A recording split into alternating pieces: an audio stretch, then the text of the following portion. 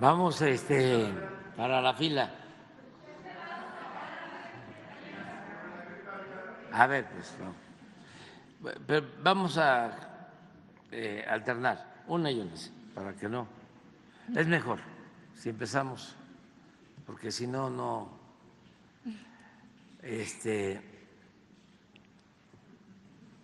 Nada más es pura izquierda y tiene que haber también derecha. Gracias, presidente. Buenos días, Shaila Rosagel, corresponsal de Grupo Gili, El Imparcial de Sonora, La Crónica de Mexicali y Frontera de Tijuana. Buenos días a todos. Presidente, preguntarle sobre la medida que firmó el presidente Biden para restringir la entrada migratoria y permitir el cierre de la frontera en caso de que se superen las 2.500 migrantes por una semana y reabrirla cuando baje a 1.500. Si esto llegara a suceder, bueno, usted ayer habló de que pues pediría que no se triangulara la deportación migratoria, pero en tanto esto sucede allá en Tijuana, por ejemplo, pues ya hay preocupación por esta medida. Preguntarle si han analizado qué va a suceder o cómo se va a apoyar a ciudades como Tijuana en caso de que ocurriera esto, ¿no? De que empezaran las deportaciones por allí y que se cerrara eventualmente la frontera si se supera estos 2.500 migrantes. Bueno, ayer hablaba yo que no se puede cerrar la frontera, no es posible, no le conviene a ninguno de los dos países ni a nuestros pueblos. Es bastante la integración económica, comercial, social que existe en la frontera.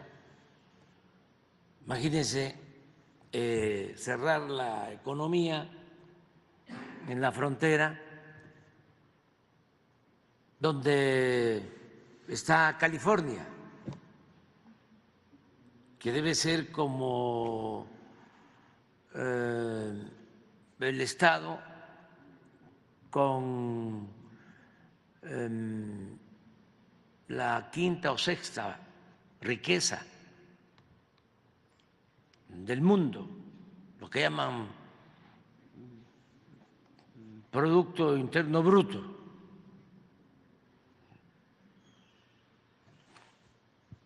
Y Texas, que debe estar como también, a ver si lo buscamos, como en el lugar 9, 10, y México, que está entre las 10 principales economías del mundo.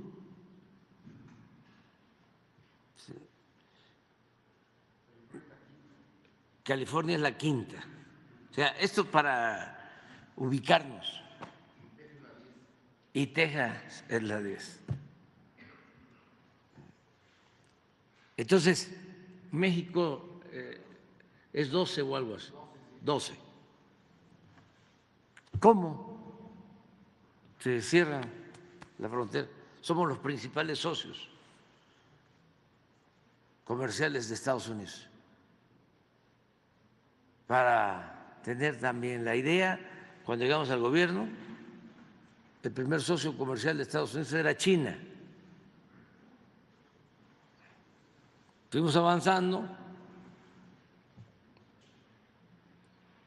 Ahora se habla de un término en inglés que tiene que ver con el regreso, reacomodo, relocalización de inversiones. ¿Cómo le llaman al? Nearshoring. Nearshoring, sí. Lo escuchaba yo hasta en el debate. Pero ¿cómo van a hablar de eso? ¿Quién entiende eso? O sea, ¿sí? Sí están hablando al pueblo de México, pero como se ponen los términos de moda, ¿no? Empiezan a hablar físico. ¿Qué significa? pues que está llegando inversión extranjera, inversión foránea, porque hubo un plan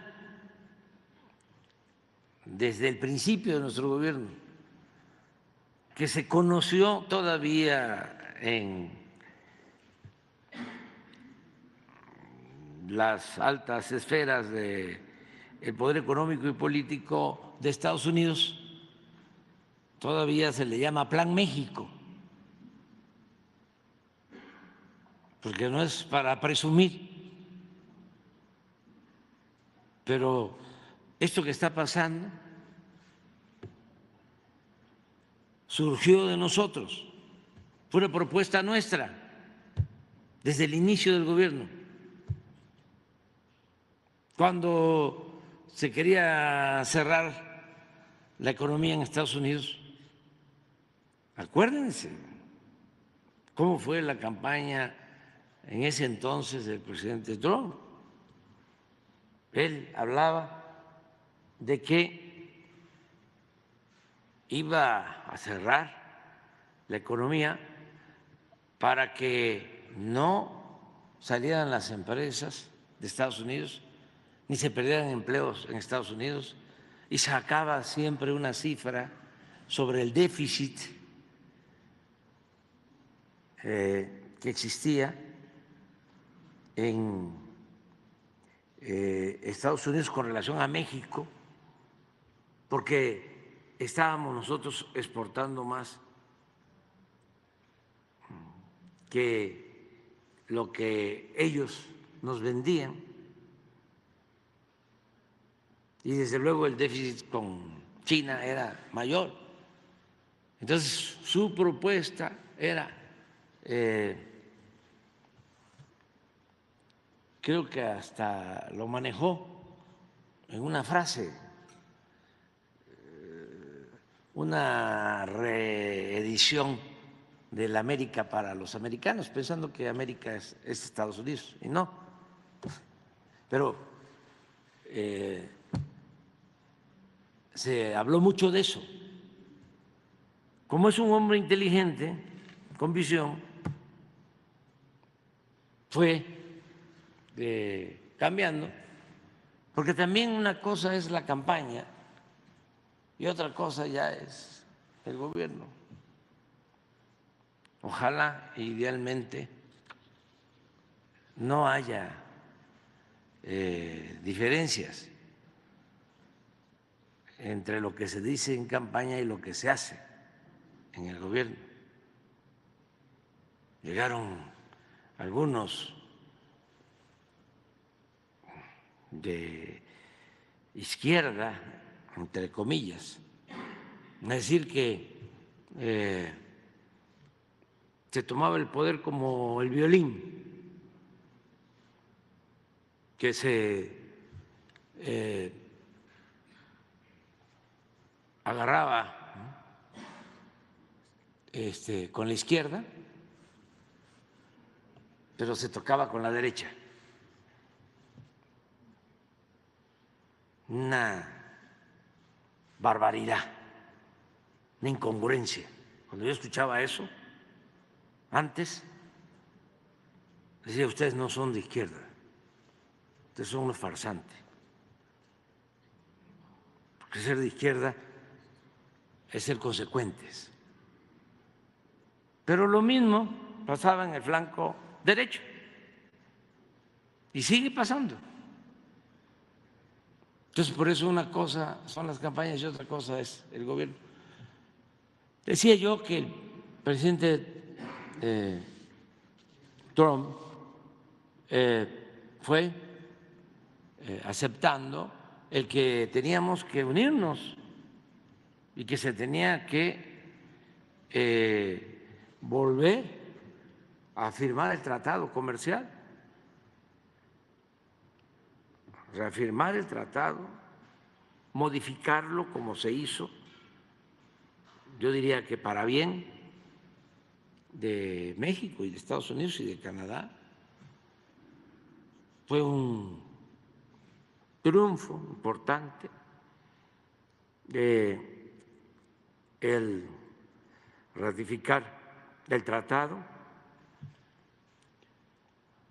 El presidente Trump, ya lo he dicho, tenía diferencias con el primer ministro Trudeau y me llegó a plantear que por qué no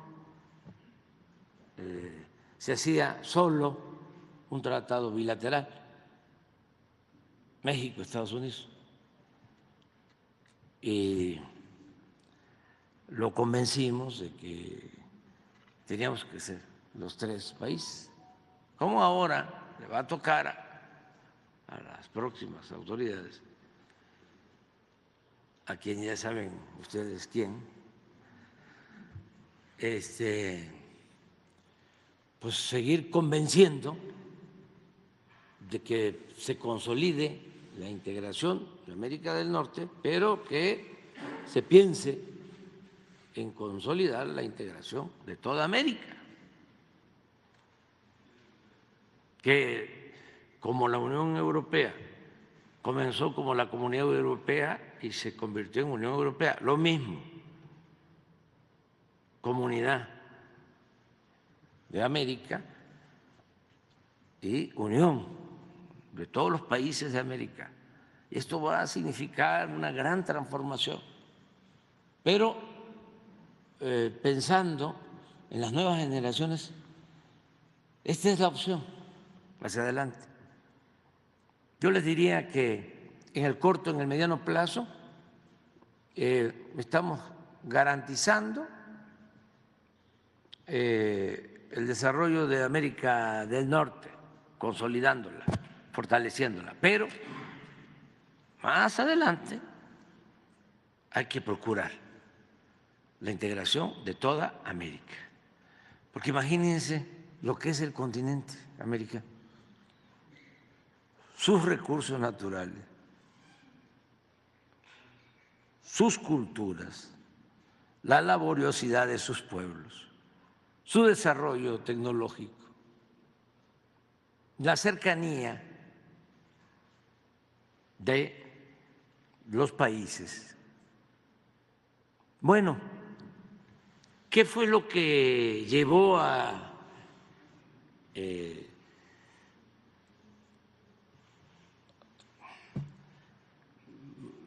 aplicar lo que nosotros proponíamos? ¿Por qué está este regreso de inversiones de América del Norte? Porque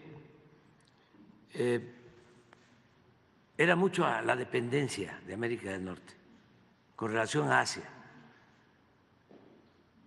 Se llegó al extremo y se hizo sentir eso. Y esto despertó a muchos. Llegó al extremo que se tenían que traer chips, semiconductores de Asia, y no llegaban. Y un consumidor de América del Norte, de Estados Unidos, de México, no podía comprar un refrigerador, un aparato electrodoméstico por un chip, porque solo se producía en Asia. Y nosotros insistiendo de que había que ir a la sustitución de importaciones, a fortalecer nuestros mercados. Y se logró ese propósito. Y en este sexenio, después de ser China el principal socio comercial de Estados Unidos, pasó a serlo Canadá y luego México. Y ya estamos en el primer sitio. Pero es por esa política. Entonces, es imposible que se cierre la frontera. Esto para tranquilidad de la gente. podrían tomar alguna medida. Bueno,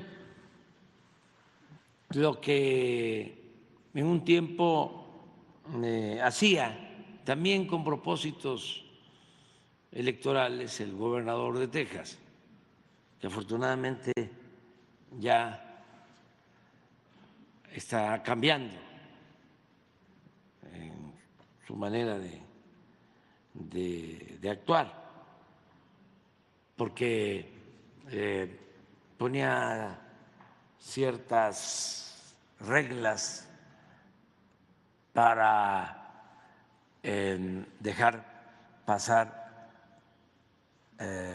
los camiones a México. Tenían que revisarse los frenos,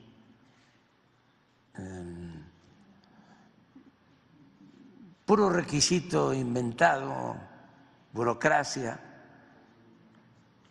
para presionar y que por seguridad y que por los migrantes, pues se hacían grandes, largas colas. Pues empezaron a protestar los mismos empresarios de Estados Unidos, de la frontera. Y ya no hay eso. Entonces, que no haya temor de que se vaya a cerrar la frontera. Y además, tenemos muy buena relación con el presidente Biden, muy buena, y estamos constantemente comunicándonos. Nosotros somos respetuosos de las decisiones que toman en Estados Unidos, tenemos que respetar las soberanías, la soberanía de Estados Unidos y la soberanía de México. Entonces, en este caso, estamos nosotros ayudando para que se acepte en los países donde ellos no tienen buena relación, el que puedan tomar medidas de deportación, aunque nosotros no quisiéramos que deportaran a nadie, porque la migración no es por gusto, es por necesidad. Pero ya como toman esas decisiones, y es un Estado soberano, bueno, que los deportados lleguen de manera directa a sus países. Esto incluso es de más atención, cuidado a los derechos humanos. Hablaba yo ayer del caso de Cuba, es el caso de Venezuela y de otros países. Como nosotros tenemos muy buenas relaciones con todos, nosotros tenemos acuerdos y podemos desde México, ¿sí?, enviar migrantes a cualquier país, pero lo que buscamos es que puedan hacerlo de manera directa. A nosotros nos aceptan eso, no los acepta Venezuela, no los acepta Cuba, no los aceptan otros países. Y ya lo estamos haciendo en el caso de estos países, pero estamos buscando que se llegue a acuerdos, que Estados Unidos llegue a un acuerdo con Cuba, que se abra un diálogo bilateral. ¿Por qué no van a dialogar? Me consta de que el gobierno de Cuba está en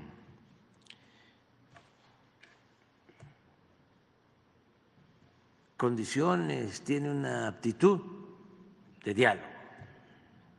Desde luego, ayer hablábamos del bloqueo, tiene que haber pues una respuesta.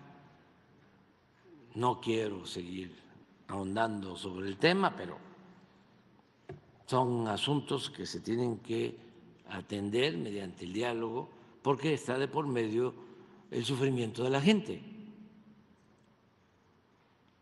Y no hay que dejar de pensar en la fraternidad universal, lo que va más allá de los límites territoriales, lo que va más allá de las fronteras. Entonces, eso es lo que yo puedo decir. Vamos a estar pendientes, de todas maneras, aquí, todos los días, sobre este asunto, pero mi mensaje es que no deben de preocuparse en la frontera de nuestro país. Gracias.